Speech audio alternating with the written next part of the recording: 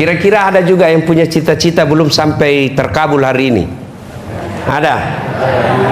Ibu-ibu apa kira-kira cita-cita kita mau Ki? Mau punya mobil juga? Oke, sekarang kira-kira kalau langsung Ki dikasih itu, misalnya saya Allah langsung Kak nak kasih, nah ini dah saat besok langsung mana kasih, tapi Nabi bilang Tuhan konsekuensinya saya cabut kesehatanmu, kau berbaring di rumah sakit sampai mati. Mau kira-kira? Mau kira-kira? Kita tahu itu enggak mau Ki. Oke, nah kasih Ki Tuhan rumah. Di mana kita mau? Nah kasih Ki, di mana kita sebut Ki? Di Makassar ini yang paling enak, pokoknya keluar yang paling hebat misi itu rumah. Oke, di sini mau kira-kira ini paling besar, dia paling mahal di Makassar. Nah kasih Ki Tuhan bulan depan. Tapi pada saat itu juga langsung datang malaikat kalau mau. 1 minggu kemudian datang malaikat maut. Nah bilang pembayarannya ini yang kamu mau, Allah cabut nyawamu sekarang. Mau Ki kira-kira? Tidak. Berarti sesungguhnya nikmat yang paling tinggi itu bukanlah harta, tapi nikmat yang paling tinggi kesehatan. Tapi biar sehat tidak punya iman, tidak ada gunanya. Ya, mau bukti? Mau Ki bukti sehat tapi tidak ada iman? Bagus kakinya, bagus matanya, banyak hartanya, tapi tidak punya iman, tidak ada gunanya. Malah dia bisa hina. Siapa bilang? Dikasih Maki contoh. Kita tahu itu semua namanya Firaun. Tuh, itu Firaun, raja, gagah, disegani, pasukannya gagah berani, istananya dilapisi emas, sampai sekarang emasnya masih dicari di Mesir, tapi tidak punya iman. Allah hinakan itu Firaun. Bentuk kehinaannya dicatat di dalam kitab, haram dia masuk surga. Kalau katengaseng masih 50-50. Ada harapan masuk surga, ada tong harapan peluang masuk neraka. Iya, kalau Firaun tena mau harapan masuk surga, mutlak dia harus masuk neraka. Dan kehinaannya Firaun sampai sekarang tidak ada suka itu namanya Firaun. Terkenal, populer, kaya, tapi tidak ada sukai. Mau Ki Ibu dikasih nama anak Firaun? Itu padahal orang hebat itu Firaun. Disebut saja sifat-sifat Firaun toye. Jaluk gitu. Apalagi kalau nama tami Firaun. Itulah maka kita minta kepada Allah wa'afiatan fil jasadi. Afiat, bukan sehat saja, afiat. Ya kita minta afiat. Apa itu afiat? Kakinya sehat bisa berjalan, sehat namanya. Tapi dibawa datang berjamaah ke subuh, itu afiat namanya. Karena saya bilang tadi sama teman-teman, ini yang datang sembahyang subuh gerimis begini hanya orang dapat Lailatul Qadri. Kalau tidak, baik. Berarti itu datang sholat subuh. Makanya itu di grup saya tadi malam, waktu di share mau datang salat subuh, dia bilang salah satu anggota kita itu, dia bilang pergi salat subuh jam-jam begini hanya orang dapat hidayah besar. Iya. Nah alhamdulillah kita hebatnya, meskipun muka-muka sakaratil maut mungkin ngan kuliah banyak muka-muka pensiun ini toh. Madece mo pa melok kilo masih engkau toh madan nih. Tak lupa-lupa, enggak mau datang ke masjid. Nah, nikmat kita itu adalah kesehatan. Nikmat kita itu adalah iman. Makanya setiap orang pidato kan ada dia bilang nikmat kesehatan dan nikmat iman. Ini iman tidak bisa dibeli. Iman pemberian dari Allah, tapi harus dicari. Mana buktinya? Coba kita lihat. Kalau otomatis itu iman, bapaknya beriman, langsung anaknya beriman, mestinya anaknya Nabi Nuh tidak kafir. Ya. Kalau kekafiran otomatis membuat anak juga kafir, maka Ibrahim tidak mungkin jadi nabi karena bapaknya penyembah berhala. Kalau gara-gara suami orang kafir suaminya, mestinya istrinya Firaun masuk neraka, tapi Nabi katakan masuk surga istrinya Firaun. Kalau gara-gara suami orang dapat hidayah, mestinya istrinya Nabi Lut masuk surga, tapi istrinya Nabi Lut berkhianat, masuk neraka. Maka hidayah inilah yang mahal. Maka pegang, caranya kita pegang itu hidayah supaya tidak hilang. Dengar ceramah. Ceramah ini di mana kita mau dengar ceramah kira-kira? Ayo, dari kecil bukan ki pondok. Maka kita dengar dakwah, nikmat. Nah, saya kasih lagi Bu. Ibu, boleh Bu? Hui. Bu, kita tahu itu Ronaldo, itu pemain bola kah? Toh? Iya, itu gajinya Bu, biar dikumpuli sini semua gaji ini pegawai kah di sini Kompleks Faisal, kumpuli semua, ndak cukup Nah kalahkan gajinya Ronaldo 1 bulan. Jago main bola. Apa karena dia hebat? Tidak, karena Allah kasih lutut yang bisa bengkok. Biar hebat otaknya berpikir tentang bola, tiba-tiba kakinya ndak bisa bengkok. Mana main bola begini? Iya toh? Oh iya. Ayo, ibu-ibu, mau ku kasih HP? HP, mau ki? Mau. Tapi begitu saya kasih ki langsung ki tuli. Mau ki? Tidak mau ki toh? Maka itu semua nikmat selalu dibaca dalam surah Ar-Rahman. Fabi ayyi ala'i rabbikuma tukatsiban. Kegapimu sekarang, mana lagi kau dustakan nikmatku? Saya pernah sakit 6 bulan, tidak ada rasanya kesuksesan yang kita dapat, tidak ada semua. Itu baru 6 bulan. Bagaimana kasihan yang stroke bertahun-tahun, bagaimana kasihan yang penyakit gula yang semuanya susah. Tidaknya disuruh bicara itu. Andai saja disuruh bicara, dia bilang boleh barangkali ambil misalnya di rumahku, yang penting kembali ke sehat. Itulah semakna dari ayat Al-Quran yang sangat pendek tapi luas maknanya. Inna a'tainakal kautsar. Betapa banyak nikmat saya berikan kok. Kenapa masih lewaneko? Kenapa kita merasa miskin? Karena kita bandingkan diri tak sama orang lain. Masing-masing orang punya kelebihan. Kalau kau mau senang, jangan kau bandingkan dirimu dengan orang lain dalam hal nikmat, karena ada nikmat yang dia miliki kamu tidak miliki, demikian sebaliknya ada kau miliki dia tidak miliki. Contoh, orang bilang enak nih tuh presiden, ya toh?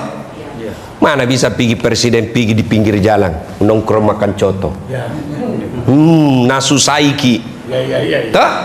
Apa? Itu katanya tukang cukur. Tapi apa Nabi bilang? Presiden enak itu tukang cukur di. Kenapa? Semua kepala bisa napegang. Itu pergi maku tukang cukur, napegang kepalamu itu.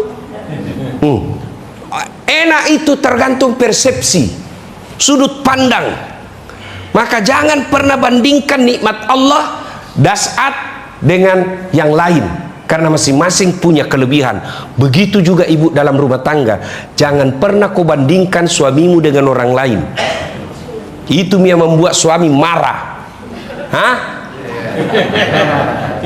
Pergi bicara sampingnya suaminya, Nabi bilang, baik namamu itu suaminya tetang. Oh, kau singgung itu suaminu.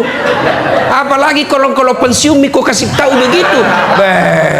Langsung itu dia bilang kodong, kenapa? Karena itu terus mami kau bilang, capek mau kau urus kak, sekali racun mas saja supaya cepat mati. Nah itu makna ayat inna a'tainakal kautsar. Nah saya tanya ke semua, tolong dijawab. Kalau Allah kasih kita nikmat yang banyak, apa yang harus kita lakukan? Apa macam mana mau pergi pale? Pintar semua aja ke palenya ini. Kalau Allah kasih nikmat, apa yang kita lakukan? Hah? Bersyukur.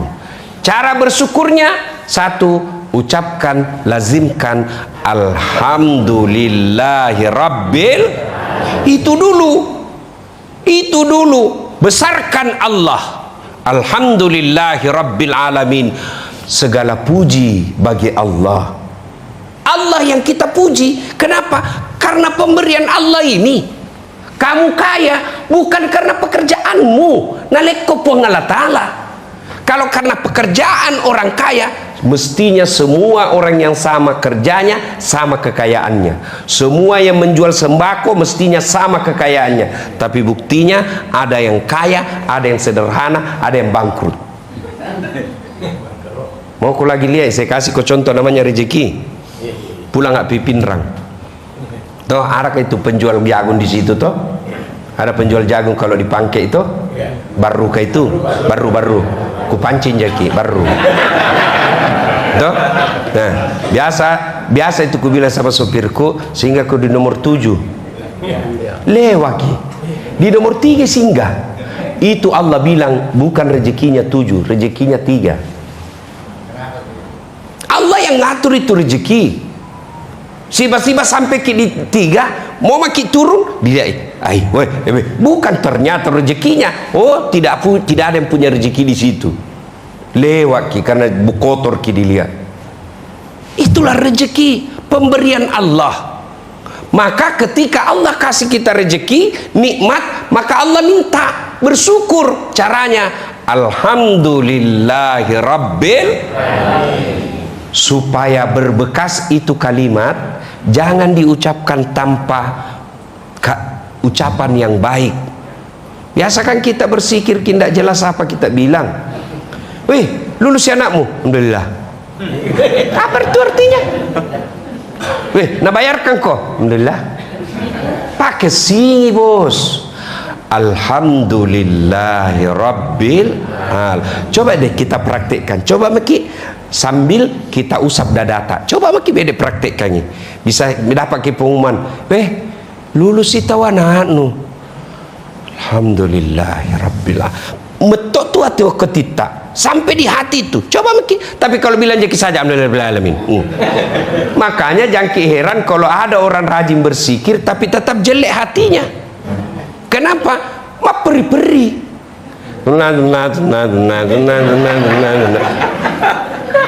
Apa artinya itu? Kayak orang makan pisang goreng panas. Kita ketawa bu karena bayangkan diri tato. Pada ceng. Coba mulai hari ini kita sikir, tidak perlu banyak tapi bermakna dalam hati. Daripada kejar target 33 tapi tidak sempurna. Nah bilang di Dullah di sampingnya gitu. Siapa panggil kau itu? Ku dengar tadi Dullah. Ya, maka pertama kalau bersyukur adalah mengucapkan alhamdulillahi rabbil alamin. Coba kita lanjutkan ayatnya. Inna a'tainakal kautsar fasalli li rabbika wanhar. Maka syarat berikutnya kalau kau bersyukur, masam pajak kau, sholat kau. Kenapa sholat Ustaz? Karena sholat inilah ibadah yang paling gampang kau lakukan dan di situ ada nikmat Allah yang besar. Kalau kau bersyukur, sholat kau sehat, sholat, dapat kau rezeki, sholat, terhindar kau dari bencana, sholat. Kalau kau tidak sholat, biar kau mengaku Islam, Quran mengatakan kau kafir dengan agamamu. Kenapa bisa orang disebut orang tidak sholat kafir? Karena sholat ini paling gampang. Paling gampang kau lakukan ini sholat. Haji, biar ada uangmu, ada waktumu, sehat, tidak keluar visamu, tidak ada. Haji furoda itu artinya undangan. Haji itu memang bukan undangan tapi panggilan. Nah bilang di grup itu haji bukan undangan, panggilan. Itu haji kemampuan bagi yang mampu, bukan yang maksa. Yang maksa itu pergi di Jeddah, namun belum ada visanu, ngotot namanya itu. Tidak najempu kau pungalah ta'ala. Daripada kau setengah mati cari panggilan haji, mending kau datang panggilan azan. Berlomba-lomba kau setengah mati pergi panggilan haji, ngotot sampai meninggal karena dehidrasi di tengah padang pasir, nyasar, mati. Lebih kau jawab panggilan azan. Mudah-mudahan kau rutin panggilan azan, Allah tingkatkan panggilan haji bagimu. Sekarang Pak, sambayang mau dulu nu parutusu. Dan begitu kau mau sholat, setan paling panik. Kenapa? Karena kalau sholat kok semua amalmu baru diperiksa, tapi kalau tidak sholat kok semua amalmu langsung dihapus. Siapa bilang? Nabi. Kalau masih percaya kok Nabi. Kalau tidak percaya mah kok keluar, mau kok saja pulang. Itu siapa bilang? Quran. Al-Fat 29. Muhammad Rasulullah walladzina ma'ahu as-sidda'u wal kuffar ruhama'u bainahum. 3. Tarahum rukka'an sujjada. Kalau dia mengaku Muhammad, mengaku dirinya muslim, dia mesti sujud sholat 5 waktu. Kalau dia bukan sholat, kata Nabi, palaisa minni, bukan umatku itu orang. Nah ini nih sholat. Susah sekali itu kalau orang abaikan sholat, Pak. Apa alasannya ibu-ibu tidak sholat? Bedakan haji. Mau ki haji, tidak ada visa, tidak bisa. Mau ki puasa, tapi sakit ki, tidak bisa. Mau ki zakat, tidak ada uang, tidak bisa. Tapi sholat, apa alasanmu tidak mau sholat? Maka Allah murka ketika kalian tidak sholat. Kenapa? Seolah-olah bilang, ku kasih gampang ini, tidak ku kasih susah kok. Masa kau masih tidak mau? Dan orang yang tidak sholat, itulah puncak kesombongan kepada Allah. Kenapa bisa? Ku kasih ke contoh supaya lebih gampang kita paham. Bercanda sama saya, sorongi pantatku, masih ketawa kak itu? Sorongi perutku, masih senyum kak? Sorong bedek kepalaku, biar bersahabat ki, langsung emosi. Kurang ajaran. Kenapa? Alena beliau. Ini kehormatan, ini kepala, harga diri. Apa yang paling hina dalam tubuh kita? Kaki. Kau kasih uang, Pak Aru, ini doeka pakai kaki, pasti emosi. Saya bilang, mana mau nak mantan ketua? Mana saya sudah mantan tapi jantung kasih begitu ke dasar. Nuhina sekali kak kurasa sekali. Iya toh, kenapa? Kehinaan ada di kaki. Tapi ketika ketemu kau dengan Allah, namanya sholat, jika kepalamu alena beliau, tundukkan sehina-hina seperti kakimu, karena kau adalah hambaku di hadapanku. Tidak ada hargamu, kau hamba. Ata, kalau bahasa Bugis, ata, hamba sahaya, bukan kau pegawaiku, hambaku kok. Sujud. Maka orang yang tidak sholat, itulah puncak kesombongannya kepada Allah Subhanahu wa ta'ala. Nah ini sholat paling gampang. Tidak bisa kena air, tayamum. Apa? Tidak bisa berdiri, duduk. Apa pi? Apa pi bu? Sariawa nggak? Sampai sariawa maki?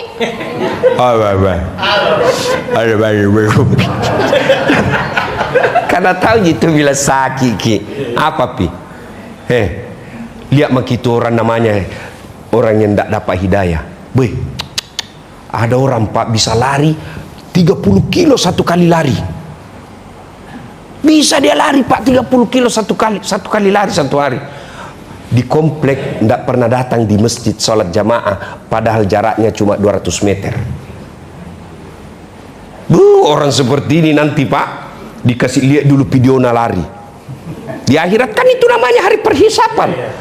Semua itu coba buka Quran itu sampai kita bilang kita apa pada ini semua tercatat, dikasih pamerkan ki semua itu. Dan itu orang pak bukan bersamaan masanya dipamer 10 orang, tidak, satu-satu ki menunggu ki dari Adam sampai kiamat. Itu namanya padang mahsyar, dipasih tonton ki. Kalau di depan tak siapa urutan tak, tidak beda orang pilkada banyak TPS. Ini satu di loket dikasih lihat maki semua. Ada orang lari 30 kilo. Kasat atau lari dikasih shooting rumana dari masjid. Kenapa tidak pernah kau datang di sini? Ini yang disebut kufur nikmat. Maka Allah tidak larang kau lari, tidak larang kau kaya, Tidak larang kau selebriti, tidak larang kau selebgram, tapi kalau ada panggilan azan, datang kau. Itu saya minta, datang kau, karena di situ kau mengaku saya Tuhanmu. Kalau kau tidak datang, pongah namanya, matempo kau. Kalau begitu, kau bukan hambaku. Karena kau bukan hambaku, kalah, saya tidak kasih kau kasih sayang, namanya surga. Masuk ke neraka. Saya kasih lagi contoh ya. Kita lihat itu namanya ceramahku itu sama yang Sutuju Tejo, siapakah namanya itu, kan keluar dari ruang rekaman itu masih bertanya masih lanjut. Saya kasih contoh, Mas, sampean pernah nabung? Pernah. Kalau sampean nabung, siapa terima duit? Customer service, apa namanya itu, teller, ya kasir, apakah namanya, ya, oke. Beberapa hari kemudian, kalau anda mau ambil duitnya, boleh tak? Bagaimana caranya ambil? Apa boleh sampai anda ambil? Duit saya mana yang saya simpan 2 hari yang lalu? Tidak. Apa kata teller? Mana anunya? Apa anda minta? Rekening. Buku rekening. Tidak ada buku rekening. ATM. Tidak ada juga. Kenapa bisa, Mas? Hilang. Apa dia bilang itu teller? Oh, tidak bisa dikasih. Meskipun dia tahu itu uangmu. Kau putar CCTV, betul. Itu ada uangmu ke setor. Tapi syaratnya, urus kau dulu keterangan hilang di polisi, baru kau boleh dikasih. Begitu juga di sorga. Ada kau punya sedekah, ada kau bangun masjid, ada silaturahmimu, baik sifatmu, bagus akhlakmu, kau suka bantu orang, tapi tidak ada sembayangmu. Nah bilang Tuhan, mana nomormu? Mana nomor itu tandana? Tidak ada. Oh, urus kau dulu keterangan hilang di neraka. Pikir dulu urus ke dulu itu. Berapa lama kau urus? Tergantung di neraka. Ingat kok surah Al-Hajj, 1 kali kau tinggalkan sholat, 1 hari kau dulu dicuci di neraka. Ngesenjojin karena 1 hari 1000 tahun dunia. Apa tangkis mah kok? Masih mau kok? Kalau kau bilang dede kucini tompi na kucini ki eja pina dodang tena neja mutung kau cilaka. Dan lalu kami anggap enteng ni solat. Maka ketika mulai genderang azan, setan semua tebarkan kekuatannya, termasuk subuh. Maka Bapak bersyukur bisa datang subuh keliling pada hari ini. Alhamdulillah. Masih banyak selanjutannya. Solat dulu. Ini mau dulu perbaiki solat. Kalau ini solat kita pelihara dengan baik, masa Tuhan tidak bantu kita? Tuhan apa itu kasih susah hidupnya orang sholat? Jawab saya dulu ibu, jawab saya kak. Pernah kita dengar berita orang ditangkap gara-gara rajin sholat? Breaking news. Das Atlatif baru saja ditangkap oleh KPK karena rajin sekali sholat 5 waktu. Oh, marah seluruh Indonesia pak. Iya toh? Masa si Allah tidak tolong kita? Manusia saja tidak ada orang ditangkap gara-gara sholat. Manusia saja senang sama orang yang rajin sholat, masa si Allah tidak? Maka yang membuat hidupmu susah karena sholat kau anggap ail. Allah kasih kau nikmat, maka Allah minta sholat. Yang kedua, apa ibu? Inna a'taina kal kautsar fasalli li rabbika wanhar. Berkurbanlah. Maka robah kau sayang kepada Allah, mana buktinya? Kau hamba, kurban kau. Syukurnya itu kambing jadi disuruh kurban. Masih ingat kisah sejarah kurban ibu? Coba kan disuruh kurban itu Ibrahim. Ibrahim, pernah kau bilang toh, kalau ada anakmu, saya potong. Ini sekarang ada anakmu, potongi. Bangun Ibrahim. Nih, mimpi atau hari ini? Mimpi atau wahyu? Tanggal 8. Berpikir terus sih. Nanti namanya hari tarwiyah, hari pikir-pikir. Besok puasa besok minimal 3 hari. Sebenarnya sunnah 10. Tidak mampu 3 hari, tidak mampu juga 1 hari, tidak mampu juga jamu ku harap mau masuk surga. Ya kan? Tanggal 9 mimpi lagi. Ibrahim yakin, ini perintah. Dipanggil anaknya. Nah, tanggal 10 hari Ibrahim mau eksekusi, namanya hari An-Nahar. 9 hari Arafah, hari keyakinan. 10 hari An-Nahar. Sini kau dulu nak, apa? Nasuruh kat Tuhan ku potong kau. Menurutmu bagaimana? Tanya mimpi anak itu genset. Tanya nih, nah disuruh kak Tuhan potong kok. Bagaimana menurutmu? Langsung Nabi lihat neneknya. Dia bilang kenapa nak saya inilah lo mau? Ketua mi. Iya toh, ini orang cerdas tapi bukan orang soleh. Iya toh. Apa Nabi bilang Ismail? Silakan Pak, jangan cemas. Insya Allah Bapak mendapati saya anak yang soleh. Sudah mi, mau pergi. Saya kasih tahu istrinya tanggal 10. Saya kasih tahu istrinya. Hajar, agak tuh dia lo anakmu. Pak pakai baju baru. Alengi cek dek minyak. Pakai sini jakana. Magai meluti lo joka-joka. Oke, pergi. Oh, datang. Nah bawa itu anaknya Ismail. Saya bilang Ismail tunggu dulu Pak. Sebelum kita potong atau ada 5 permohonanku. Apa itu nak? 1. Tutui matata. Kenapa? Karena kalau kita lihat pasti tidak tega gitu. Yang kedua, pakai pisau yang paling tajam supaya tidak lama menderita. Yang ketiga, ika kiku supaya saya tidak meronta-ronta. Yang keempat, jangan korona kena darah ini supaya tidak naliaki mamaku. Yang kelima, kalau mati mak nanti jangan anak-anak lewat depan rumah seperti umurku supaya tidak ingat mamaku. Baik. Bayangkan ya anak orang hebat, anak orang budi. Sudah itu. Nah datang mi setan.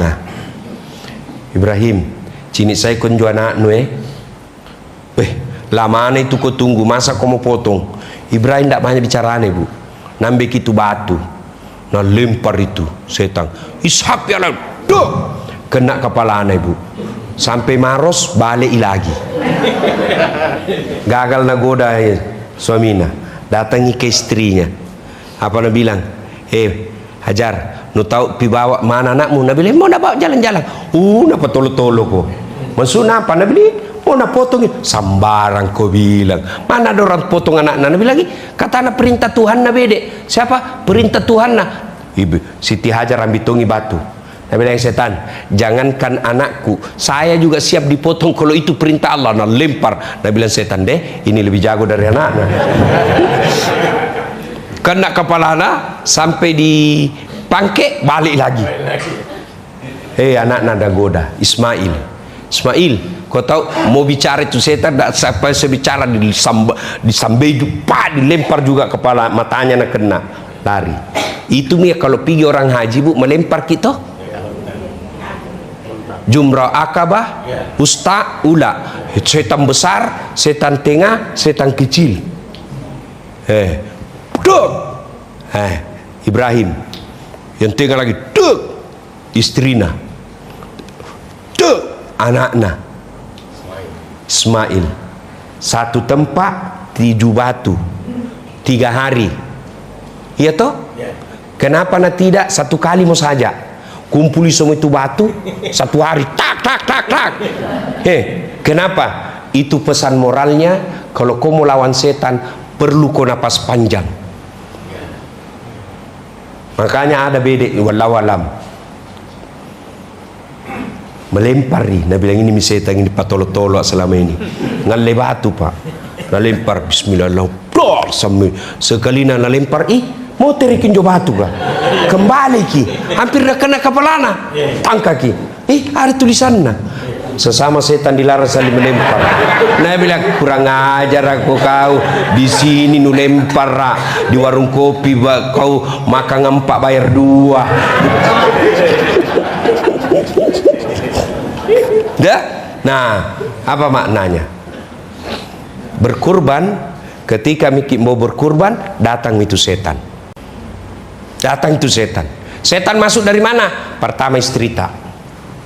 Kita dulu nagoda nulia harga sapi 14 juta bisa belian perbaiki rumah ini 14 juta tahun depan deh ini mau dulu rumah diperbaiki. Masuk setan gagal goda kok datang di istrimu. Kenapa nadi tuang kuliah dia perlu 14 juta mau apa belikan sapi. Nah bilang tale kantong ini motong kau dibilang mampu sembahyang mau dulu setan padahal lentong itu kurban lentong itu sembahyang masuk itu setan Berhasil istrimu, Nabi bilang, cocok kita Pak. Lama makin ndak kurban. Anak tanah masuki.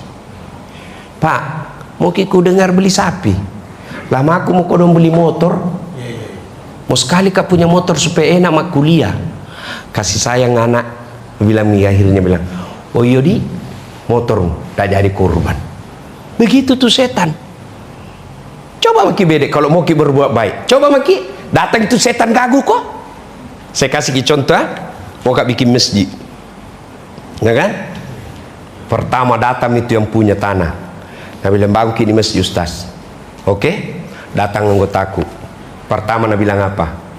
Ustaz, anu dulu kak, lihat dulu. Siapa tahu kak di situ tidak ada orang Islam, lebih banyak orang non Muslim. Masuk tong akalku. Cocok kita ini. Tuh, setan masuk di situ. Setan, akal tanah sentuh dulu. Berhasil ku kalahkan setan. Anda ada atau tidak lentompi dipikir. Datang lagi, setan masuk lagi. Apalagi Nabi bilang, cari maki tempat yang lain, yang lebih bagus. Siapa tahu ada lokasi yang lebih strategis, lebih banyak jamaahnya. Itu setan lagi masuk. Saya bilang, enggak, kita bikin. Bismillah. Hari ini nanti kita peletakan batu pertama. Kalau setan mau kau berbuat baik, setan itu. Tapi begitu kau mampu kalahkan setan, kasih sayang Allah yang turun. Lulus ujian namanya. Coba bedek kalau lulus maki ujian. Di wisuda kita. Lulus lagi wisuda, dapat kerja. Sudah dapat kerja, dapat gaji. Makin diangkat derajat kita. Itu makna maqamam mahmuda. Setan itu masuk. Dengan cara apa? Dari keluarga, dari anak. Karena tidak bisa masuk dengan segala. Sudah itu, maka Allah kasih hadiah. Coba saya kasih contoh supaya yakin ini. Maka ibu bapak yang ada tabungan tak 20 juta, ambil 2,5 juta, sumbang di masjid untuk kurban. Jangan kau pikir tahun depan, jangan pikir. Belum tentu kau hidup tahun depan. Bagaimana nanti anak tak? Kamu yakin Allah tidak kasih kok? Lakukan saja, selebihnya serahkan kepada Allah. Saya kasih contoh. Bapak yakin tidak itu Ibrahim ketika disuruh masuk, dilempar, yakin tidak Ibrahim api bakal didinginkan? Tidak yakin Ibrahim, tapi Allah tolong. Yakin nggak Nabi Musa ketika disuruh menyeberang lautan, Nabi Musa tidak tahu Tuhan pasti memberikan pertolongan, dibuka itu laut. Yakin saja. Kalau ada tanggunganmu, gaji pensiun tertunggu mi, ada di situ 50 juta disimpang, ambil saya 2,5 juta. Belikan sapi bergorong. Kan satu sapi 7 orang, 2,5 juta cukup mi. Sambil berdoa, mudah-mudahan itu tolak bala, sehingga apa? Di usia tua kita tidak serang penyakit apapun. Kalau orang olahraga untuk menghindari sakit, kita salah satu cara sedekah, karena sedekah itu tolak bala. Saya kasih lagi contoh. Saya sering contoh untuk saya catat itu kalau diriku saya tidak mau contoh orang lain. Diundang kak ceramah di Malaysia 7 hari. Suaraku mulai hilang. Mana bisa? Modalnya itu penceramah suara. Biar jago kok, kalau hilang suaramu, mau kok apa? Tolak bala. Saya kasih tahu anggotaku, kau cari itu yang ada orang di Tanjung, ya, Tanjung yang tinggal sendiri, tidak bisa melihat orang tua. Kita cari, bawakan bantuan. Saya niatkan, mudah-mudahan suara saya baik selama saya pergi ceramah Malaysia. Subhanallah, saya bantu selama saya di Malaysia, suara saya tidak pernah bermasalah. Hakul yakin. Masa sih kalau kita yakin, Allah pasti kasih. Nah Allah janji, ud'uni astajib lakum. Berdoa kau kepadaku, pasti saya kabulkan. Nah sudah itu eksekusi. Maka begitu datang godaan setan, ucapkan a'udzubillahi minasyaitonirrajim, berlindung kepada Allah. Nah kalau sudah mampu kita zakat, mampu kita kurban, baru kita bilang tidak. Mana ciri-cirinya mampu? HP-mu harga 5 juta, HP-mu harga 10 juta, tidak pernah kau kurban sampai sekarang. Maka ayat berikutnya, apa ayat berikutnya bu? Ayat yang ketiga, inna thaniyaka huwal abtar, terputus kau dari rahmatku. Apa terputus? Laya-laya tapu.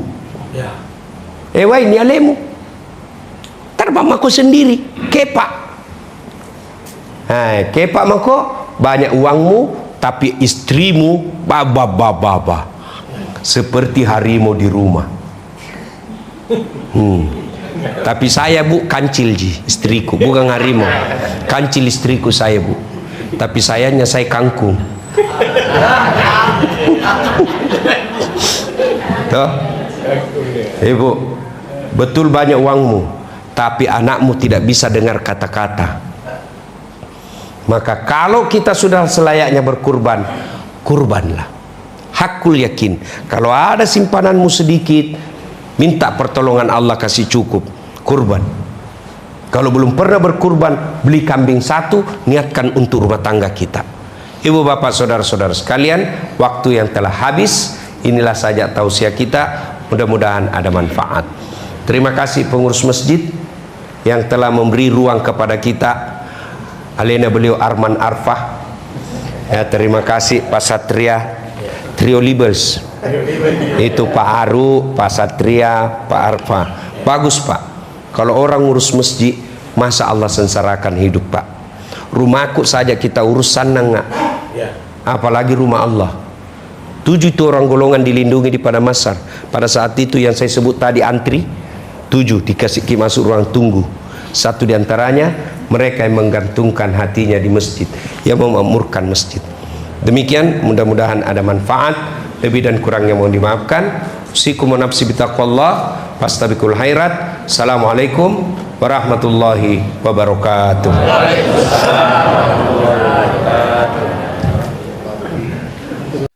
Itu tadi tausiah dari Ustadz Desat Latif. Semoga bermanfaat. Akhirul kata, mohon maaf apabila ada kesalahan. Assalamualaikum warahmatullahi wabarakatuh.